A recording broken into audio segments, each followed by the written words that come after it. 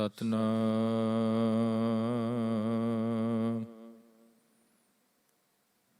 ਵਾਹਿਗੁਰੂ ਸਾਹਿਬ JIO.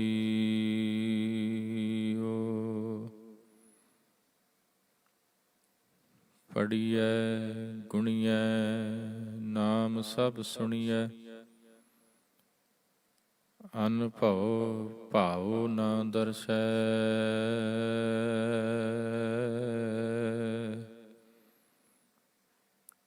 ਲੋਹਾ ਕੰਚਨ ਹਿਰਨ ਹੋਏ ਕੈਸੇ, ਜੋ ਪਾਰ ਸਹਿ ਨਾ ਪਰਸੈ। ਦੇਵ ਸੰਸੈ ਗਾਂਠ ਨਾ ਛੂਟੈ, ਕਾਮ ਕ੍ਰੋਧ ਲੋਭ ਮੋਹ ਮਤਸਰ,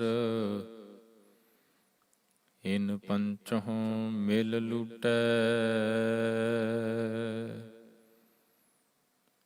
ਹਮ ਬਡ ਕਬ ਕੁਲੀਨ ਹਮ ਪੰਡਿਤ, ਹਮ ਜੋਗੀ ਸੰਨਿਆਸੀ।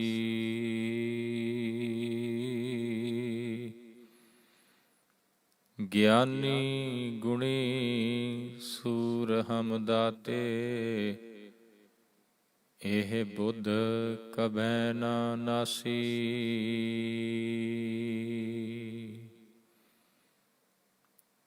ਜਿਹ ਪ੍ਰਾਨੀ ਹਉ ਮੈਂ ਤਜੀ, ਕਰਤਾ ਰਾਮ ਪਛਾਣ। ਕਹੋ ਨਾਨਕ ਵਹੁ ਮੁਕਤ ਨਰ, ਇਹ ਮਨ ਸਾਚੀ ਮਾਨ। ਜਿਹ ਪ੍ਰਾਨੀ ਹਉ ਮੈਂ ਤਜੀ, ਕਰਤਾ ਰਾਮ ਪਛਾਣ। ਕਹੋ ਨਾਨਕ ਵਹੁ ਮੁਕਤ ਨਰ, ਇਹ ਮਨ ਸਾਚੀ ਮਾਨ।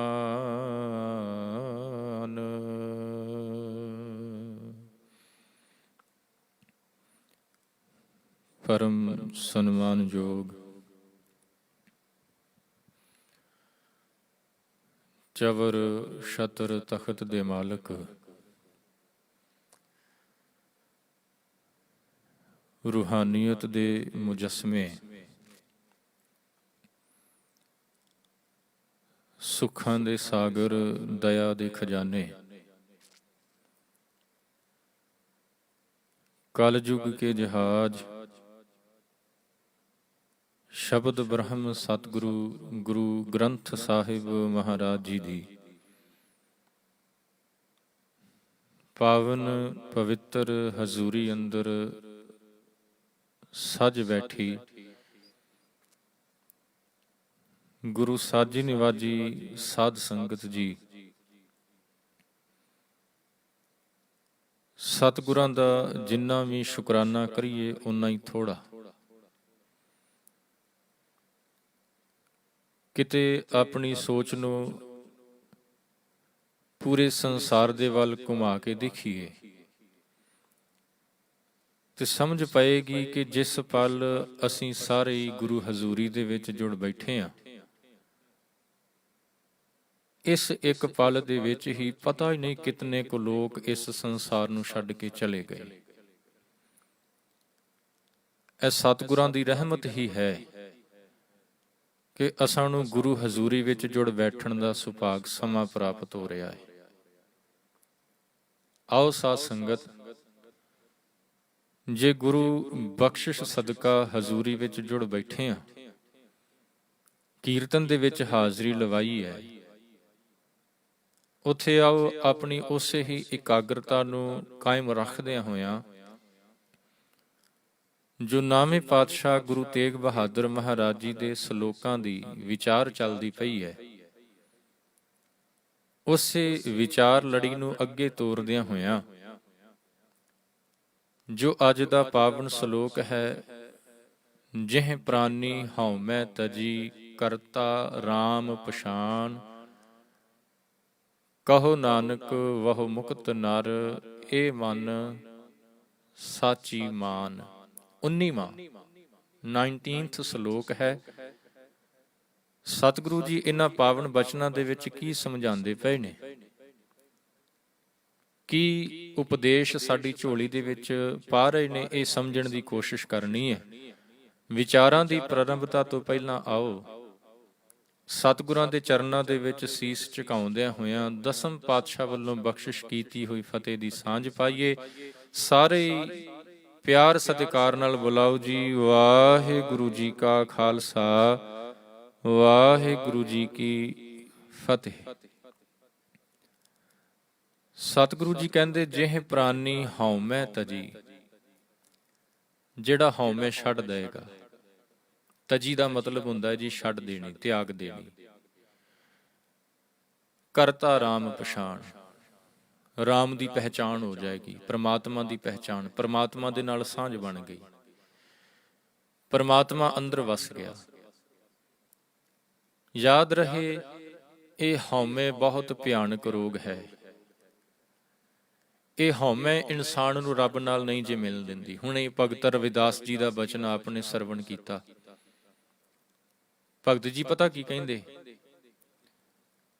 ਕਹਿੰਦੇ, ਹੇ ਮੇਰੇ ਮਾਲਕ, ਹੇ ਪ੍ਰਭੂ ਪ੍ਰਮਾਤਮਾ, ਕੈਸੀ ਖੇਡ ਬਣੀ ਪਈ ਹੈ।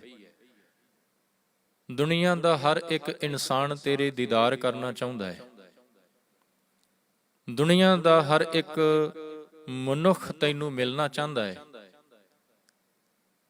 ਪਰ ਮਿਲ ਨਹੀਂ ਪਾ ਰਿਹਾ, ਤੇਰਾ ਦੀਦਾਰ ਨਹੀਂ ਹੋ ਪਾ ਰਿਹਾ। ਰੀਜ਼ਨ ਕੀ ਕਾਰਨ ਹੈ?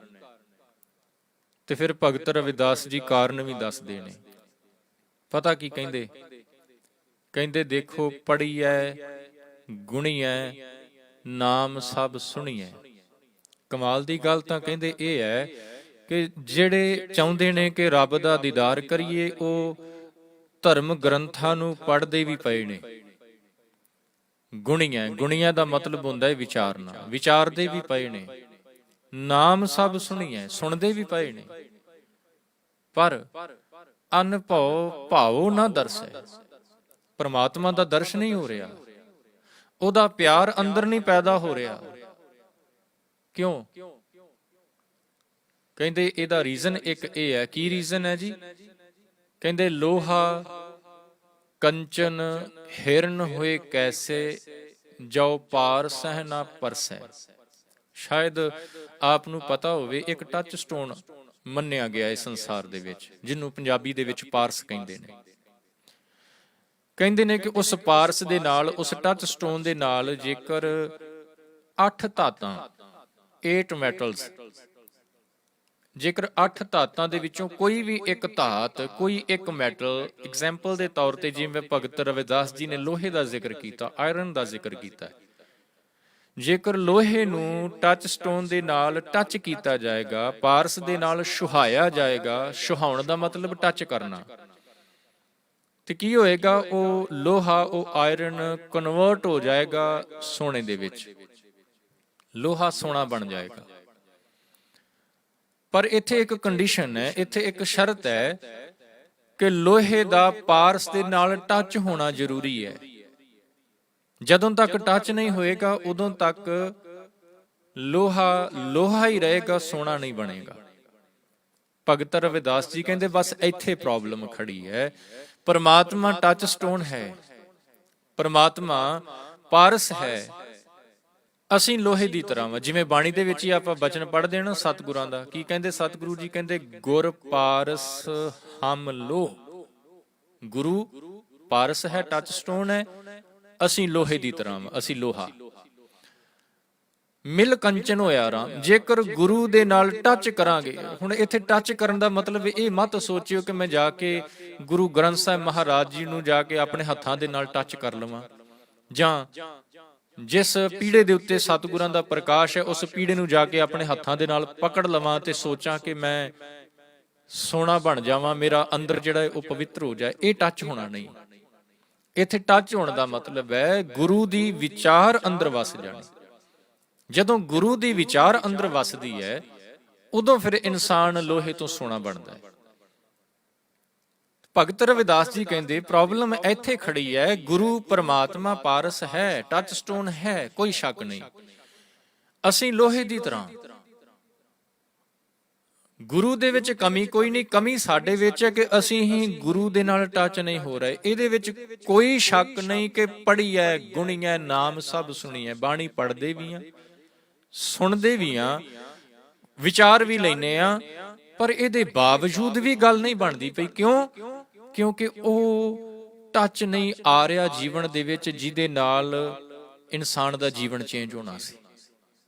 ਜਿਸ ਬਾਣੀ ਦੀ ਵਿਚਾਰ ਪੜ੍ਹ ਰਹੇ ਆ, ਜਿਸ ਬਾਣੀ ਨੂੰ ਪੜ੍ਹਦੇ ਪਏ ਆ, ਸੁਣਦੇ ਪਏ ਆ, ਉਹ ਸਾਡੇ ਅੰਦਰ ਨਹੀਂ ਵਸ ਰਹੀ, ਉਹ ਸਿਰਫ ਉੱਪਰਲੇ ਤਲ ਦੇ ਉੱਤੇ ਉੱਪਰ ਹੀ ਹੈ, ਅੰਦਰ ਨਹੀਂ ਜਾ ਰਹੀ। ਜਿਸ ਦਿਨ ਉਹ ਅੰਦਰ ਚਲੀ ਗਈ, ਉਸੇ ਦਿਨ ਇੱਕ ਪਲ ਲੱਗੇਗਾ, ਇਨਸਾਨ ਲੋਹੇ ਤੋਂ ਸੋਨਾ ਬਣ ਜਾਏਗਾ। ਇਸੇ ਕਰਕੇ ਭਗਤ ਰਵਿਦਾਸ ਜੀ ਨੇ ਕਹਿ ਦਿੱਤਾ, ਕਹਿਣ ਲੱਗੇ ਕੀ ਹੋਇਆ ਹੈ ਕਿ ਲੋਹਾ ਕੰਚਨ ਹਿਰਨ ਹੋਏ ਕੈਸੇ ਜਉ ਦਾ ਮਤਲਬ ਇੱਥੇ ਜਦੋਂ ਤੱਕ ਪਾਰਸੈ ਨਾ ਪਰਸੈ। ਇੱਕ ਲੋਹੇ ਦਾ ਟੁਕੜਾ ਹੋਵੇ, ਉਹਦੇ ਉੱਤੇ ਆਪਾਂ ਰੱਖ ਦਈਏ ਇੱਕ ਬਿਲਕੁਲ ਥਿਨ, ਬਿਲਕੁਲ ਪਤਲਾ ਜਿਹਾ ਇੱਕ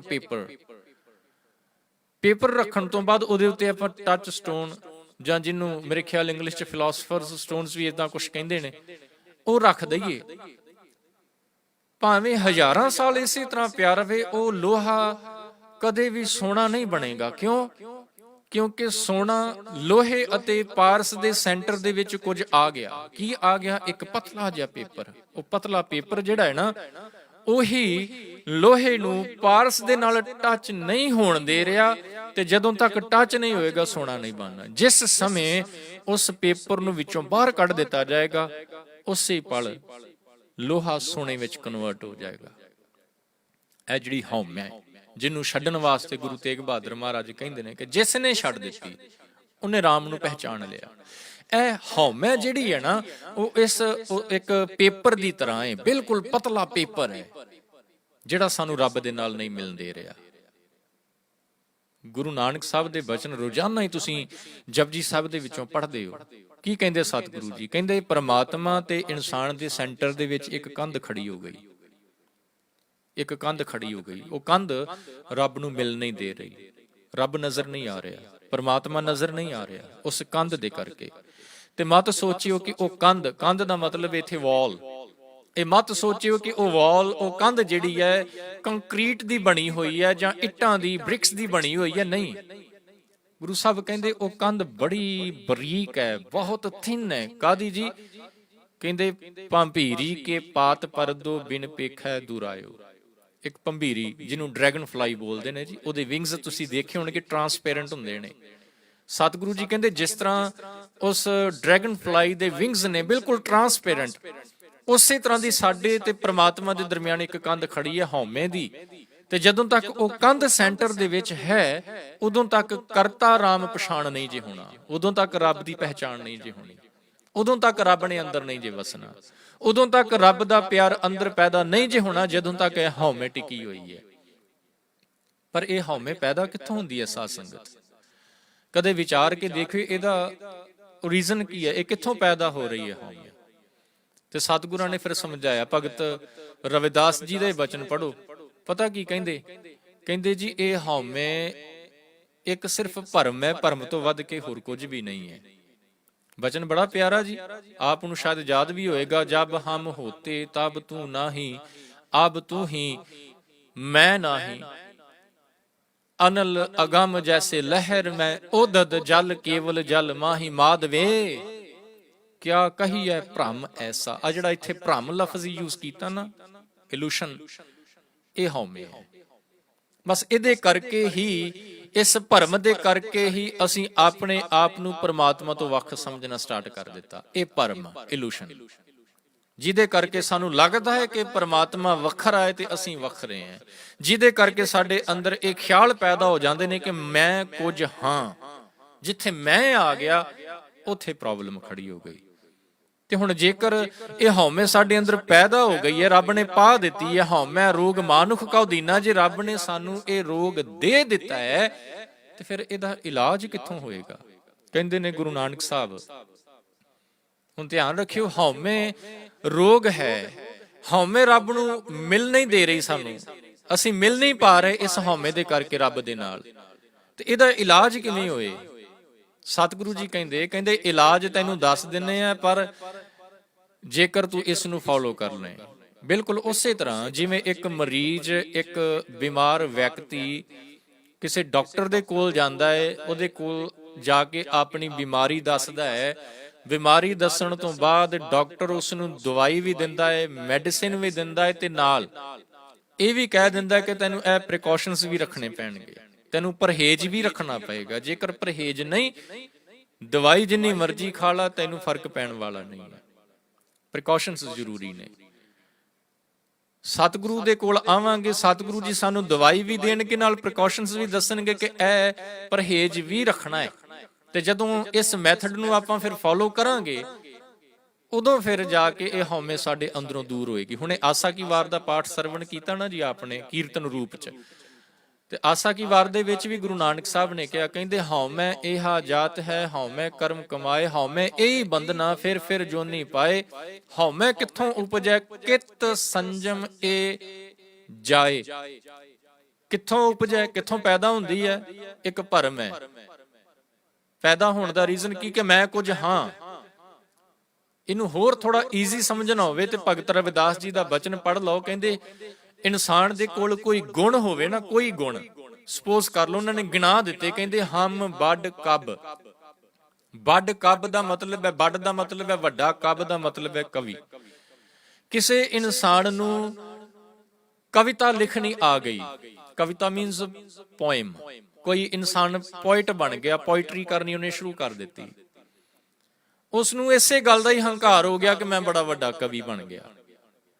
ਕੋਈ ਗੁਣ ਜੀਵਨ ਦੇ ਵਿੱਚ ਆ ਗਿਆ, ਉਹ ਕੱਲਾ ਨਹੀਂ ਜਿਉਂਦਾ ਗੁਣ, ਉਹ ਨਾਲ ਹਉਮੈ ਨੂੰ ਵੀ ਲੈ ਕੇ ਆਉਂਦਾ ਹੈ। ਹਮ ਬੱਡ ਕੱਬ ਕੁਲੀਨ, ਕਿਸੇ ਦਾ ਜਨਮ ਵੱਡੀ ਕੁੱਲ ਦੇ ਵਿੱਚ ਹੋ ਗਿਆ, ਉਸ ਨੂੰ ਆਪਣੀ ਕੁੱਲ ਦਾ ਹੀ ਹੰਕਾਰ ਹੋ ਜਾਂਦਾ ਹੈ। ਕੋਈ ਬੱਚਾ ਕਿਸੇ ਅਮੀਰ ਘਰ ਦੇ ਵਿੱਚ ਪੈਦਾ ਹੋ ਜਾਏ, ਜਿਉਂ-ਜਿਉਂ ਉਹ ਬ੍ਰੌਟ ਅਪ ਹੁੰਦਾ ਹੈ ਨਾ, ਤਿਉਂ-ਤਿਉਂ ਉਹਦੇ ਅੰਦਰ ਹੰਕਾਰ ਪੈਦਾ, ਈਗੋ ਆਉਣੀ ਸ਼ੁਰੂ ਹੋ ਜਾਂਦੀ ਹੈ ਕਿ ਮੈਂ ਬੜੇ ਵੱਡੇ ਘਰ ਦੇ ਵਿੱਚ ਪੈਦਾ ਹੋਇਆ, ਮੈਂ ਵੱਡੇ ਘਰ ਦਾ ਲੜਕਾ। ਹਮ ਬੱਡ ਕੱਬ ਕੁਲੀਨ ਹਮ ਪੰਡਿਤ। ਕੋਈ ਦੋ ਚਾਰ ਮੇਰੇ ਵਰਗਾ ਕਿਤਾਬਾਂ ਪੜ੍ਹ ਲਏ ਤੇ ਉਹ ਕਿਤਾਬਾਂ ਪੜ੍ਹ ਕੇ ਇਹ ਸਮਝਣ ਲੱਗ ਪੈਂਦਾ ਜੀ ਮੈਂ ਤੇ ਬੜਾ ਵੱਡਾ ਵਿਦਵਾਨ ਬਣ ਗਿਆ, ਮੈਨੂੰ ਬੜਾ ਗਿਆਨ ਆ ਗਿਆ। ਮੁਹੰਮਦ ਇਕਬਾਲ ਨੇ ਵੀ ਇਦਾਂ ਹੀ ਸੋਚਿਆ ਸੀ। ਪਤਾ ਕੀ ਕਹਿੰਦਾ ਸੋਚਾ ਥਾ ਕਿ ਇਲਮ ਸੇ ਜਾਣेंगे ਕੁਛ। ਕਹਿੰਦਾ ਮੈਂ ਸੋਚਿਆ ਸੀ ਕਿ ਇਲਮ ਦਾ ਮਤਲਬ ਹੈ ਗਿਆਨ, ਨੌਲੇਜ, ਕੁਝ ਸਮਝ ਪਏਗੀ। ਪਰ ਕਹਿੰਦਾ ਕਿਸੇ ਸਮੇਂ ਇਹ ਵਹਿਮ ਸੀ ਕਿ ਮੈਂ ਗਿਆਨੀ, ਮੈਨੂੰ ਸਮਝ ਪੈ ਗਈ, ਮੈਂ ਵਿਦਵਾਨ ਬਣ ਗਿਆ।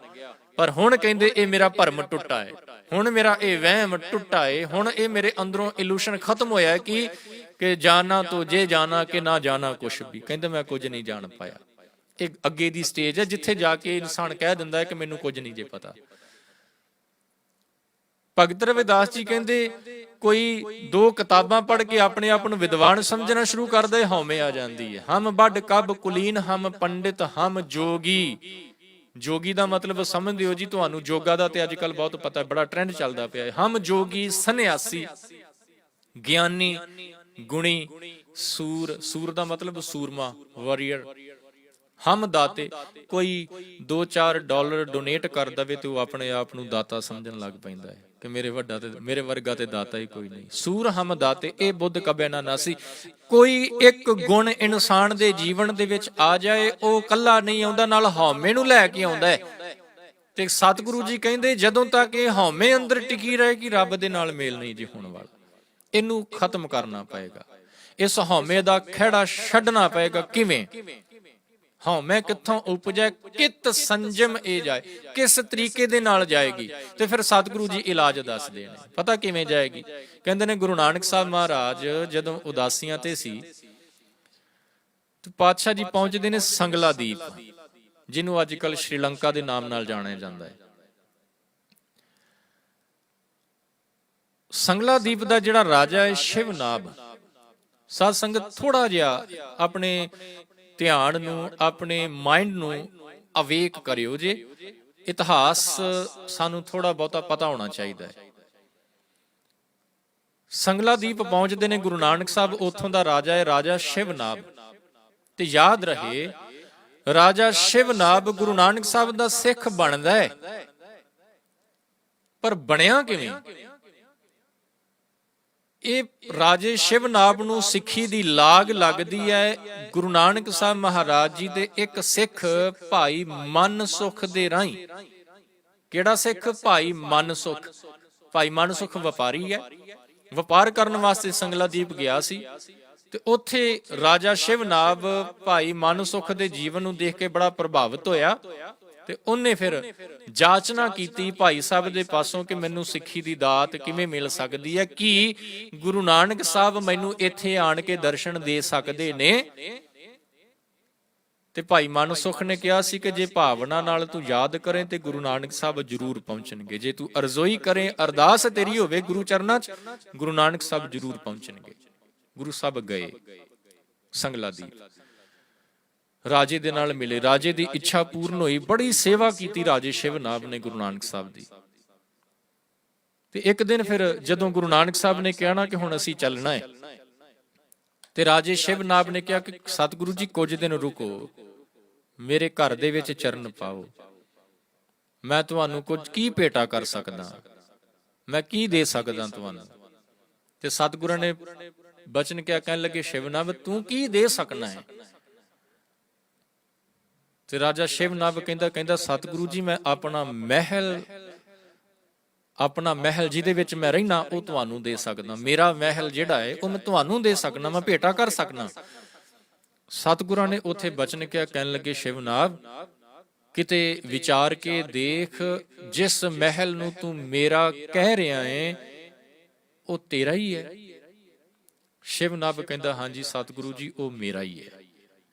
ਗੁਰੂ ਸਾਹਿਬ ਕਹਿੰਦੇ ਫੇਰ ਵਿਚਾਰ ਲਾ, ਸੋਚ ਲਾ, ਉਹ ਤੇਰਾ ਹੈ?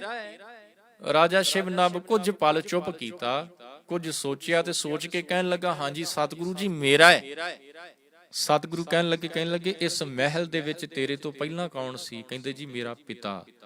ਤੇਰੇ ਪਿਤਾ ਤੋਂ ਪਹਿਲਾਂ ਮੇਰਾ ਦਾਦਾ, ਤੇਰੇ ਦਾਦੇ ਤੋਂ ਪਹਿਲਾਂ ਪੜਦਾਦਾ। ਕਹਿੰਦੇ ਇਹ ਮਹਿਲ ਤੇ ਉਹਨਾਂ ਦਾ ਨਹੀਂ ਹੋ ਸਕਿਆ, ਫਿਰ ਤੇਰਾ ਕਿਵੇਂ ਹੋ ਗਿਆ? ਖਜ਼ਾਨਾ ਭੇਟਾ ਕਰ ਦੇਵਾਂ ਸਤਿਗੁਰੂ ਜੀ ਜਿੰਨਾ ਕਿਹਦਾ ਹੈ? ਜੀ ਮੇਰਾ ਹੈ। ਕਹਿਣ ਲੱਗੇ ਇਹ ਤੇਰੇ ਪਿਤਾ ਦਾਦਾ ਪੜਦਾਦਾ ਉਹਨਾਂ ਦਾ ਨਹੀਂ ਹੋਇਆ, ਤੇਰਾ ਕਿਵੇਂ ਹੋ ਸਕਦਾ ਹੈ? ਫਿਰ ਸਤਿਗੁਰੂ ਜੀ ਕੀ ਭੇਟਾ ਕਰਾਂ? ਤੇ ਸਤਿਗੁਰਾਂ ਨੇ ਬਚਨ ਕਿਹਾ, ਕਹਿਣ ਲੱਗੇ ਬਸ ਆ ਜਿਹੜੀ ਮੈਂ ਚੁੱਕੀ ਫਿਰਦਾ ਹੈ ਨਾ, ਇਹ ਮੈਂ ਹੀ ਭੇਟਾ ਕਰ ਦੇ, ਇਹ ਮੈਂ ਹੀ ਭੇਟਾ ਕਰ ਦੇ। ਸਾਧ ਸੰਗਤ ਭਾਈ ਗੁਰਦਾਸ ਜੀ ਨੇ ਨਾ ਗੁਰੂ ਵਾਸਤੇ ਇੱਕ ਬੜਾ ਪਿਆਰਾ ਲਫ਼ਜ਼ ਯੂਜ਼ ਕੀਤਾ ਹੈ। ਭਾਈ ਗੁਰਦਾਸ ਜੀ ਦੀਆਂ ਵਾਰਾਂ ਪੜ੍ਹਿਓ, ਕਿਤੇ ਟਾਈਮ ਲੱਗੇ ਨਾ। ਵੈਸੇ ਜਦੋਂ ਬਾਣੀ ਪੜ੍ਹਨ ਦਾ ਜ਼ਿਕਰ ਆਂਦਾ ਹੈ ਜਾਂ ਇਤਿਹਾਸ ਨੂੰ ਪੜ੍ਹਨ ਦਾ ਜ਼ਿਕਰ ਆਂਦਾ ਹੈ ਜਾਂ ਗੁਰੂ ਘਰ ਆਉਣ ਦਾ ਜ਼ਿਕਰ ਆਂਦਾ ਹੈ, ਤੇ ਉਸ ਟਾਈਮ ਤੇ ਸਾਡੇ ਕੋਲੋਂ ਸਮਾਂ ਖਤਮ ਹੋ ਜਾਂਦਾ ਹੈ। ਉਸ ਟਾਈਮ ਤੇ ਸਾਡਾ ਸ਼ਡਿਊਲ ਜਿਹੜਾ ਨਾ ਬਹੁਤ ਬਿਜ਼ੀ ਹੋ ਜਾਂਦਾ ਹੈ, ਬਹੁਤ ਬਿਜ਼ੀ ਹੋ ਜਾਂਦਾ ਹੈ। ਪਰ ਕਿਸੇ ਪਾਰਟੀ ਤੇ ਜਾਣਾ ਹੋਵੇ, ਕਿਸੇ ਚਲੋ ਅੱਜ ਕੱਲ ਤਾਂ ਵੈਸੇ ਲਾਕਡਾਊਨ ਚੱਲਦਾ ਪਿਆ ਹੈ, ਮੂਵੀ ਦੇਖਣ ਜਾਣਾ ਹੋਵੇ ਜਾਂ ਕਿਤੇ ਅਮਿਊਜ਼ਮੈਂਟ ਪਾਰਕ ਜਾਣਾ ਹੋਵੇ, ਉਸ ਟਾਈਮ ਤੇ ਸਾਡੇ ਕੋਲ ਖੁੱਲਾ ਟਾਈਮ ਹੈ, ਕੋਈ ਲਿਮਿਟ ਨਹੀਂ। ਪਰ ਧਰਮ ਦਾ ਕਰਮ ਕਰਨ ਲੱਗਿਆਂ ਸਾਡੇ ਕੋਲ ਥੋੜਾ ਜਿਹਾ ਟਾਈਮ ਦੀ ਕਮੀ ਹੋ ਜਾਂਦੀ ਹੈ। ਕਿਤੇ ਟਾਈਮ ਲੱਗੇ, ਆਪਣੇ ਬਿਜੀ ਸ਼ਡਿਊਲ ਦੇ ਵਿੱਚੋਂ ਸਮਾਂ ਕੱਢ ਕੇ ਭਾਈ ਗੁਰਦਾਸ ਜੀ ਦੀਆਂ ਵਾਰਾਂ ਜ਼ਰੂਰ ਪੜ੍ਹਿਓ। ਬੜਾ ਗਿਆਨ ਉਹਨਾਂ ਵਾਰਾਂ ਦੇ ਵਿੱਚ ਸਮੋਇਆ ਪਿਆ ਹੈ ਜੀ। ਬੜਾ ਪਿਆਰਾ ਲਫ਼ਜ਼ ਉਹਨਾਂ ਨੇ ਯੂਜ਼ ਕੀਤਾ ਗੁਰੂ ਸਾਹਿਬ ਵਾਸਤੇ, ਕਹਿੰਦੇ ਸੌਦਾ ਇਕਤ ਹੱਟ ਹੈ ਸ਼ਾਹ ਸਤਿਗੁਰ ਪੂਰਾ।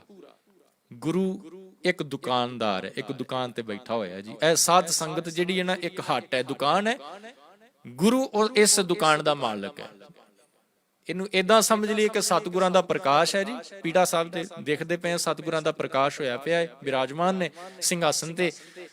ਤੇ ਇਹ ਸਾਧ ਸੰਗਤ ਜਿਹੜੇ ਆਪਾਂ ਜੁੜ ਬੈਠੇ ਆ, ਏਦਾਂ ਕਿਹੜੇ ਦੁਕਾਨ ਦੇ ਵਿੱਚ ਅਸੀਂ ਬੈਠੇ ਹੋਏ ਆ, ਸੌਦਾ ਲੈਣ ਵਾਸਤੇ ਆਏ ਆ। ਜਿਵੇਂ ਤੁਸੀਂ ਕਿਸੇ ਜਨਰਲ ਸਟੋਰ ਤੇ ਕੁਝ ਘਰ ਦਾ ਸਮਾਨ ਖਰੀਦਣ ਵਾਸਤੇ ਜਾਂਦੇ ਹੋ ਨਾ, ਬਿਲਕੁਲ ਉਸੇ ਤਰ੍ਹਾਂ ਗੁਰੂ ਦੇ ਪਾਸ ਅਸੀਂ ਵੀ ਸੌਦਾ ਖਰੀਦਣ ਦੇ ਲਈ ਆਏ ਆ, ਸਮਾਨ ਖਰੀਦਣ ਦੇ ਲਈ ਆਏ ਆ। ਫਰਕ ਸਿਰਫ ਇੰਨਾ ਹੈ ਕਿ ਕਿਸੇ ਸਟੋਰ ਤੇ ਜਾ ਕੇ ਅਸੀਂ ਪੈਸੇ ਦਿੰਨੇ ਆ ਤੇ ਉਹਦੇ ਬਦਲੇ ਸਾਨੂੰ ਸਮਾਨ ਮਿਲਦਾ ਹੈ। ਇੱਥੇ ਇਸ ਦੁਕਾਨ ਤੇ ਗੁਰੂ ਦੇ ਕੋਲ ਗੁਰੂ ਪੈਸੇ ਨਹੀਂ ਜੇ ਮੰਗਦਾ। ਗੁਰੂ ਨੇ ਕੀ ਲੈਣਾ ਹੈ? ਭਾਈ ਸਾਹਿਬ ਨੇ ਦੱਸਿਆ ਗੁਰੂ ਕੀ ਲੈਂਦਾ ਹੈ ਸਾਡੇ ਕੋਲੋਂ। ਜੇ ਸਾਡੇ ਅੰਦਰ ਕੁਝ ਖਰੀਦਣ ਦੀ ਭਾਵਨਾ ਹੈ ਨਾ, ਪ੍ਰਮਾਤਮਾ ਦਾ ਨਾਮ ਅਸੀਂ ਚਾਹੀਏ ਕਿ ਸਾਨੂੰ ਮਿਲ ਜਾਏ, ਤੇ ਉਹਦੇ ਬਦਲੇ ਸਤਿਗੁਰੂ ਸਾਡੇ ਕੋਲੋਂ ਲੈਣਗੇ ਕੀ? ਪਤਾ ਕੀ ਲੈਣਗੇ? ਕਹਿੰਦੇ ਔਗੁਣ ਲੈ ਗੁਣ ਵਿਕਣਾ। ਗੁਰੂ ਸਾਡੇ ਕੋਲੋਂ ਔਗੁਣ ਲੈਣ। ਕਮਾਲ ਦਾ ਦੁਕਾਨਦਾਰ ਹੈ ਗੁਰੂ। ਕਦੇ ਐਸਾ ਹੋਇਆ ਕਿ ਕੋਈ ਔਗੁਣ ਲੈ ਕੇ ਤੁਹਾਨੂੰ ਗੁਣ ਦੇ ਦੇ? ਕਦੇ ਨਹੀਂ ਹੋਏਗਾ। ਪਰ ਗੁਰੂ ਦੀ ਇਹ ਖਾਸੀਅਤ ਹੈ, ਭਾਈ ਗੁਰਦਾਸ ਜੀ ਕਹਿੰਦੇ ਕਿ ਗੁਰੂ ਤੁਹਾਡੇ ਕੋਲੋਂ ਔਗੁਣ ਲੈ ਲਏਗਾ, ਗੁਣ ਤੁਹਾਡੀ ਝੋਲੀ ਦੇ ਵਿੱਚ ਪਾ ਦੇਗਾ। ਗੁਣ ਸਾਡੇ ਜੀਵਨ ਦੇ ਵਿੱਚ ਉਹ ਭਰ ਦੇਗਾ ਔਗੁਣ ਲੈ ਕੇ। ਇਹ ਹਉਮੈ ਇੱਕ ਔਗੁਣ ਹੀ ਤਾਂ ਹੈ।